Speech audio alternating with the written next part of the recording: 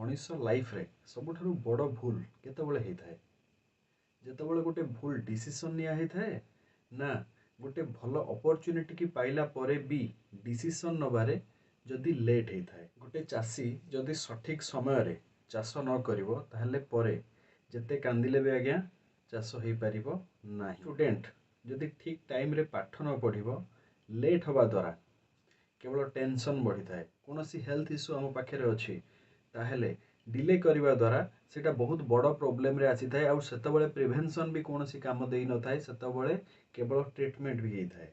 वर्तमान सिचुएशन रे पाखापाखि प्रत्येकटी घरे दुईटी प्रोब्लेम रु कौन सी गोटे प्रोब्लेम निहाती अच्छी। First is health issue, number two is income issue.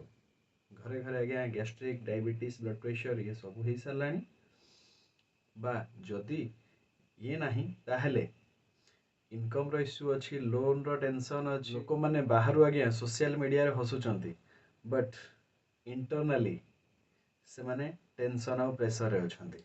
थरे भाबंतु आज्ञा आपन को जदि गोटे एमिति टेक्नोलॉजी सह इंट्रोड्यूस करा जाए जो टेक्नोलॉजी आपनकर हेल्थ को बेटर करबा सह आपन को गोटे एक्स्ट्रा इनकम सोर्स दे पारिबो ताहले आपन कोन करिवे? राइट डिसीजन नेबे ना डिले करिवे? आगे जदि डिले करिवे केते दिन डिले करिवे? गोटे दिन, गोटे मास बा गोटे वर्ष? आगे प्रकृत कथा होची गोटे सुजोग आम पाख को आसिले आम माइंड रे किछि डाउट्स आसी थाए जेमिति कि परे देखि नबा आउ किछि जानिबा समय आसिले करिबा। किंतु गोटे कथा आगे आपण मानकु कहिबा पई चाहिबी ट्रेन चली गला परे प्लेटफॉर्म रे जेते दौड़िले भी आउ किछि करि हबो नाही। गरम चा परे पीवा द्वारा सेटा ठंडा हो जाए थाए।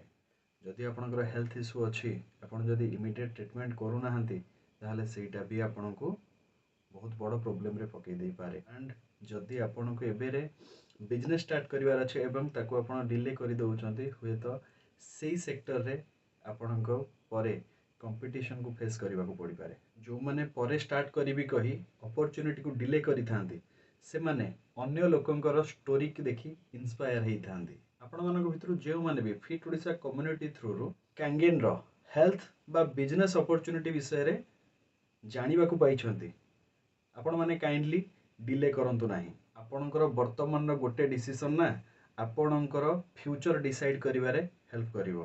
काहेकि ना कैंगेन केवल गोटे हेल्थ अवेयरनेस नुह, it's a new financial hope. बहुत सारा लोक एथिरे निजर हेल्थ को चेंज करने सह निजर फाइनेंशियल सिचुएशन को भी चेंज करिसंती। सो जो माने भी आपण ए विषय जानिबा पई पाइछंती डिले करंतु नाही। थैंक यू, नमस्कार।